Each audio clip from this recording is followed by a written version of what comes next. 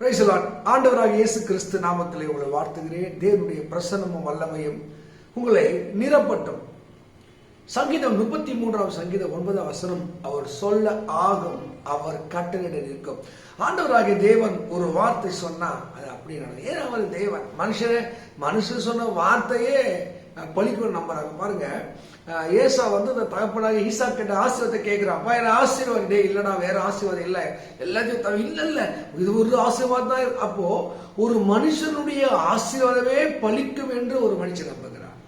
இந்த வானத்தை பூமியை படைத்த தேவன் ஒரு மனிதரை பார்த்து என்ன சொல்ல அது அப்படியே நடக்குங்க. அவர் சொன்ன ஆக ஒரு கட்டளை நிற்கும். நிறைய பேர் தேவனுடைய வாக்குத்தத்தங்களை கேட்பாங்க, வசனத்தை கேட்பாங்க, பிரசனத்தை கேட்பாங்க, ஆம்பளை அல்லேலூயா ஆணுவாங்க. ஆனால் அதை நம்புவதில்லை, அதை விசுவாசிப்பதில்லை. அதான் எபிரேயர் 4:2 கேட்டவர்கள் விசுவாசம் இல்லாமல் கேட்டபடினாலே பிரயோஜனப்படவில்லை. நீங்க கேளுங்க, வசனத்தை கேளுங்க, அந்த வசனத்தை நம்புங்க. யோசேப்பை குறித்து சொல்கிறது, கர்த்தருடைய வார்த்தை அவனை புடவிட்டது.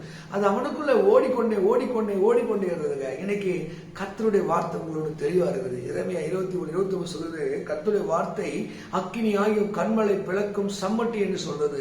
எபிரேயர்ல நீங்க 4:12 வாசிக்கும் போது அது ஆவியும் ஜீவனும் இருக்கிறதா. கர்த்தருடைய வார்த்தைக்கு ஜீவன், உயிர் இருக்கிறது. அது யாருக்குள்ள போதும் அவனை உசுப்பும், அவனை உயிர்ப்பிக்கும். அதனால்தான் ஏசப்பா ஒரு வார்த்தை சொன்னா போதுங்க, அது அற்புதம் நடக்க ஆரம்பிக்கிறது. இதை அறிந்த ஒருத்தர் இப்படி சொல்றான். மத்தேயு 8:8 ஒரு 100க்கு அதிபதி, ஒரு இராணுவத்தினுடைய தளபதி, அவனுக்கு எவ்வளவு ஒருவன் போவான், ஒருத்தன் வா என்ன வருவான். ஆனா ஆண்டவர், எனக்கு தெரியும், அதெல்லாம் ஒரு பெரிய விஷயம் இல்லை, நீங்க ஒரு வார்த்தை சொல்லுங்க, என் வேலைக்காரர் சொஸ்தம் ஆவார். அந்த ஆண்டவருடைய ஒரு வார்த்தை இருக்கிற வல்லமையை அவன் உணர்ந்தான். எவ்வளவு சத்தியம் கேட்கிற, எவ்வளவு பிரசங்கத்தை கேட்கிற, உணர்வில்லாத எத்தனையோ பேர், குணப்படாத எத்தனையோ பேர். நீங்க சங்கீதம் 106:23-24 படிச்சா அவர்கள் விசுவாசிக்கவில்லை.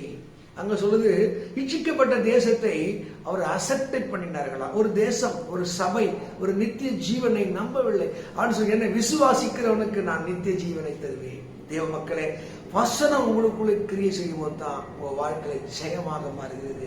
இங்கே அற்புதமான வசனம், அவர் சொல்ல ஆகும், அவர் கட்டளையிட நிற்கும். இதுவரைக்கும் உங்க வாழ்க்கையில் ஏசப்பா என்ன சொன்னார்?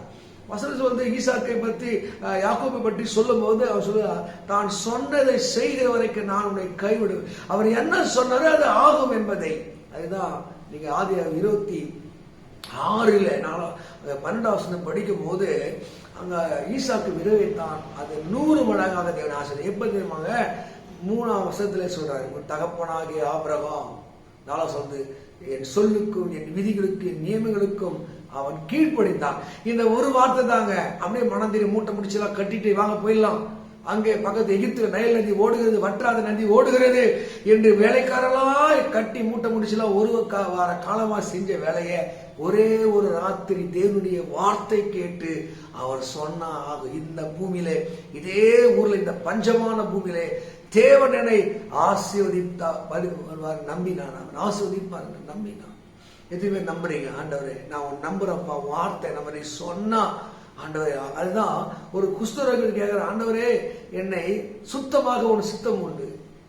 தெரியுமா? எனக்கு சித்தம் உண்டு, சுத்தமாக நல்லா. அதுதான் அதே லூக்கா நீங்க 17 படிக்கும் போது அங்க 10 குஷ்டரோகி ஒருத்தர் எல்லாம் கெத்த, ஆண்டவரே எங்களுக்கு இறங்கும். ஒரு வார்த்தை போய் மோசே சொன்ன கட்டளைப்படி ஆசாரித்து காண்பி போகிற வகையில அவர் வார்த்தையில அவ்வளவு ஜீவன், அவர் வார்த்தை அவ்வளவு வல்லமை.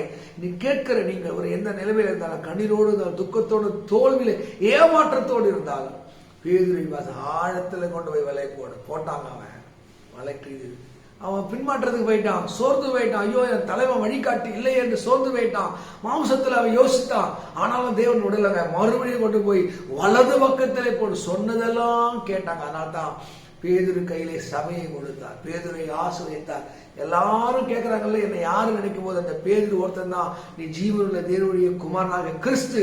அதனால்தான் கட்ட திரும்ப அவனை தேடி பண்ணி ஏசப்பா வார்த்தையை நம்பு, அவர் சொன்னா ஆகும், அவரை கட்டளட நிற்கும். ஏன் அவர் சர்வ வல்லமையுள்ள தேவனா இருக்கிறார்.